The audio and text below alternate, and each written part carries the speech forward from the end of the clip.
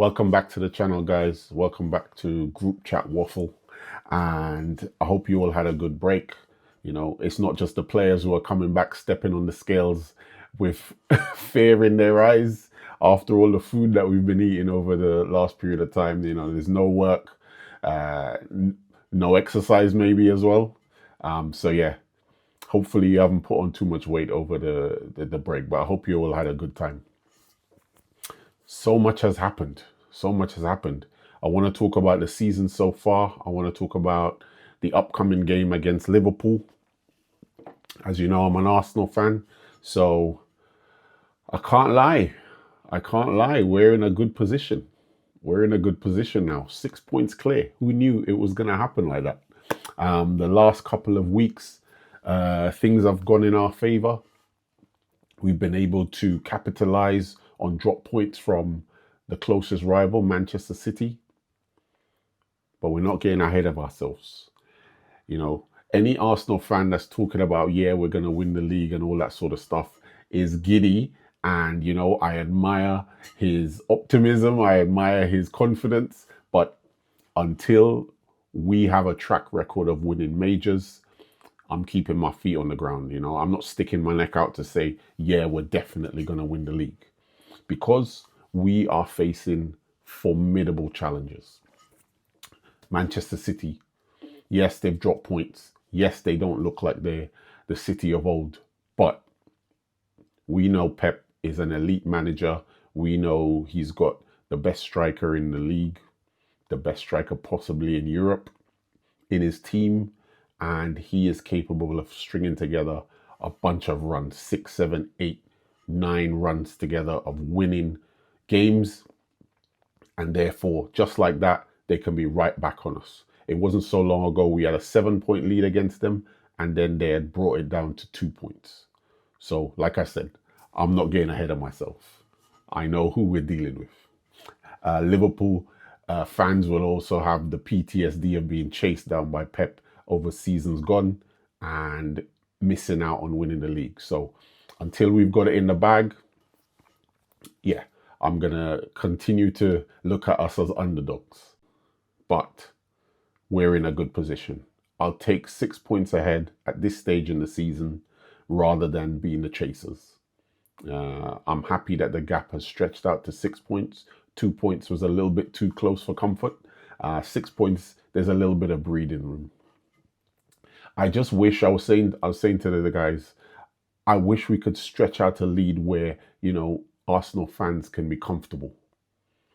Because if we have to wait until the very end of the season when there's a parade, open bus parade, there's the team lifting the trophy, that's a very fleeting moment, isn't it?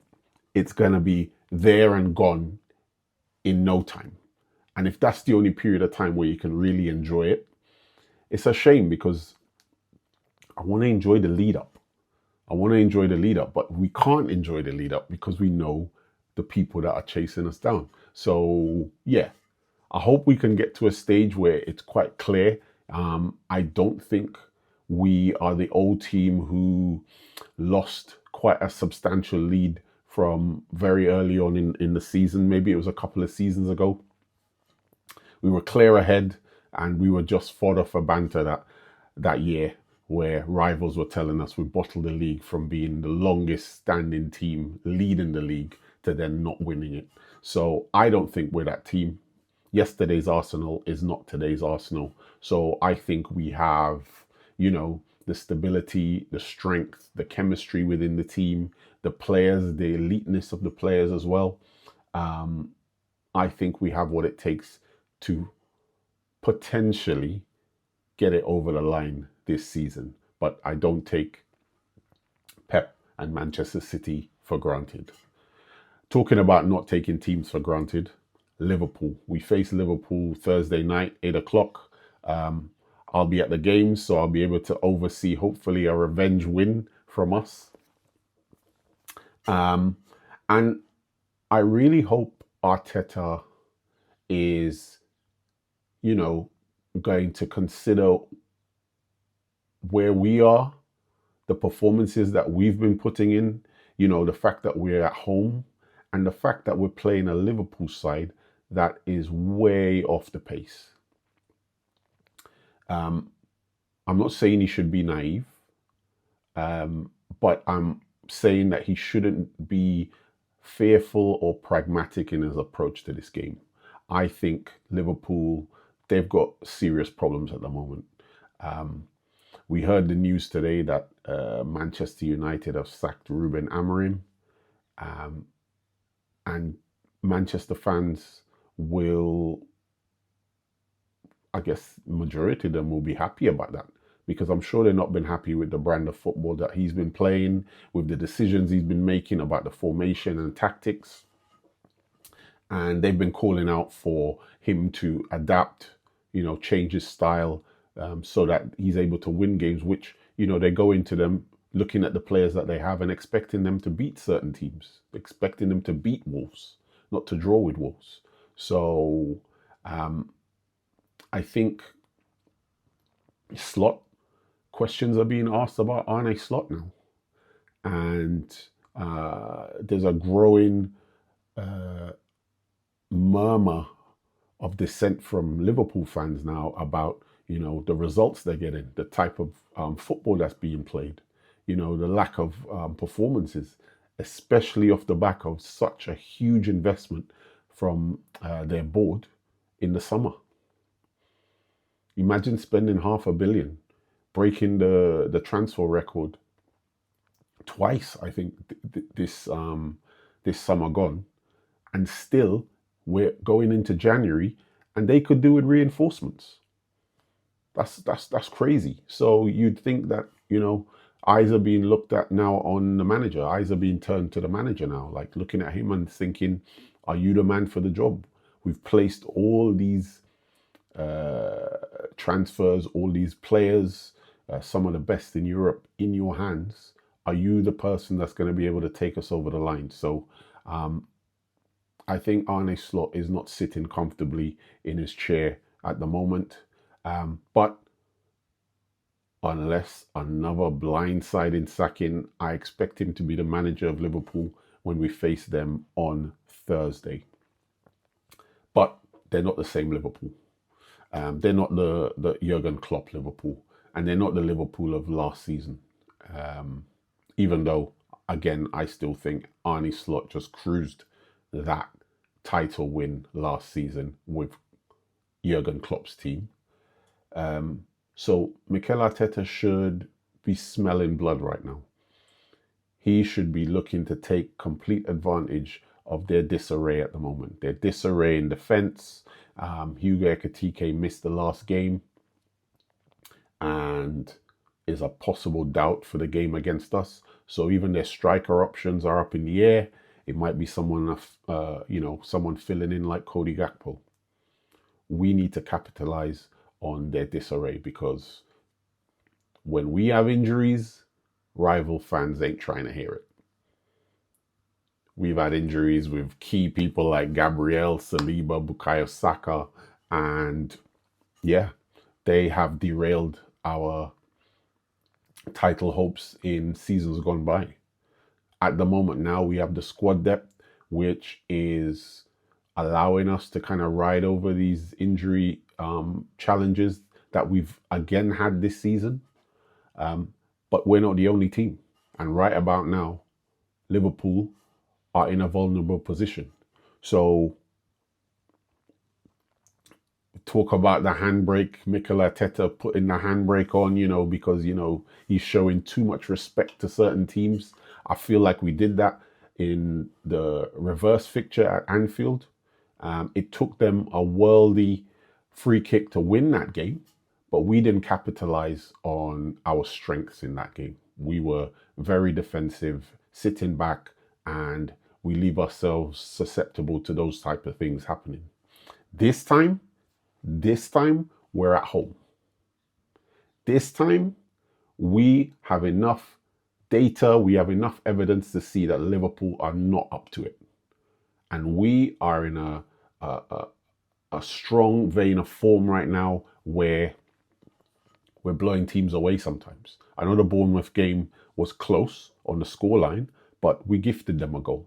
So really, if we hadn't done that, it probably would have been 3-1, which is a much more comfortable scoreline. So I'm taking encouragement from our performances, and I'm also taking encouragement from the poor performances from this Liverpool team at the moment. So I really hope Mikel Arteta, he needs to get off the handbrake, the foot brake, the air brake. He needs to get rid of even the international brake right now. We need to go full throttle at this team. We have the firepower. We have the defensive capabilities. We're far superior in defense to them. I'm expecting a clean sheet from this game. Clean sheet, 2-0, I'm calling it. Yeah. But it's a chance also, with the coming into 2026, the business end of the season now, some teams are going to be strengthening. But the season so far has gone very, very well for Arsenal. It's gone very, very well for us. Some teams are in a title race, and some teams are in a manager race, Manchester United don't know who's going to be running. I heard Darren Fletcher. Wow, Darren Fletcher. Interesting. Yeah. I even heard Darren Fletcher might be the interim manager until the summer. Wow. If they don't end up in the bottom half of the table, then I'll be very surprised. Also, Chelsea. Maresca's gone. And with managers in certain clubs underachieving, who's next to go? Maybe Arne Slot is the next one whose head's going to be called for. Who knows? So we're in a very good position. We're in a very good position. And it's a chance for us to look at where we've come from. I think Mikel Arteta isn't given enough credit for what he's been able to do at Arsenal. He joined the club. Yes, we had good players. Yes, we had a measure of success. And the same way I say Arne Slot has to give a lot of credit to Jurgen Klopp for his Premier League win, the same way I will be fair and say similarly, Mikel Arteta will have to give some credit to Unai Emery for that FA Cup win that he got as soon as he joined. But let's not sugarcoat it. He had a lot of players who, were performing to a level, but perhaps to the fans, to the outside world, their negative influence on the dressing room wasn't apparent at the time. And he had to make big decisions. And he made big decisions that helped not just the dressing room, but also helped the unity between the board, the manager, the players, and the fans. And he had a lot of resistance against that. A lot of decisions were being made, and fans were protesting and calling for his head very early on because didn't quite understand what direction he was going in. I have to admit, even me, I was questioning a lot of the decisions he made. And I was looking at his inexperience and thinking, is he making bad decisions because, he's learning on the job? And he is learning he has been learning on the job. Because a fact that a lot of people overlook is that it's not just his first 5-6 years with Arsenal. It's his first 5-6 years as a manager. This is him doing this job for the very first time at a top club in the Premier League with lots of pressure on him. And he had to make very big and bold decisions very early on. So I don't just look at his time at Arsenal as, right, he's come to Arsenal, he needs to know this, he needs to hit the ground running. You have to include and factor in that he's a new manager. He's not a new manager now. He's only had 5-6 years under his belt. But when he took the job, he was a brand new manager. And that requires patience by the fans. It requires a bit of understanding about, perhaps him not drawing on any experience in order to deal with certain situations, perhaps making mistakes, very public and visible mistakes. But look where we are now. Look where we are now. We're in a very strong position to win the league this season. And it's because of his success that fans' expectations are so high now. Second is a disappointing outcome for us. Whereas before we were just hoping to qualify for Champions League. Now we're being talked up as possibly one of the favourites to win the Champions League. I'm not going there. Don't clip me, don't quote me. I'm definitely not going there. But you can't deny he has raised expectations and he has raised the standard of the entire club. And I'm here for it. I'm here for it. I remember being there when Arsene Wenger was winning trophies back in 2002, 2003 back then. And it's been a long, hard, patient wait. And we're not there yet. But I can say maybe it's looking good. That's all I'll say. It's looking good. It's positive things that we're seeing, and we're happy with the position that we're in at the moment. But yeah, while all around us are losing their heads, losing their managers, we're looking good. So I'm looking forward to the game against Liverpool at the Emirates on Thursday. And hopefully, my prediction is 2-0 to us. I want that clean sheet. I want to see Szoboszlai try another free kick and score from it.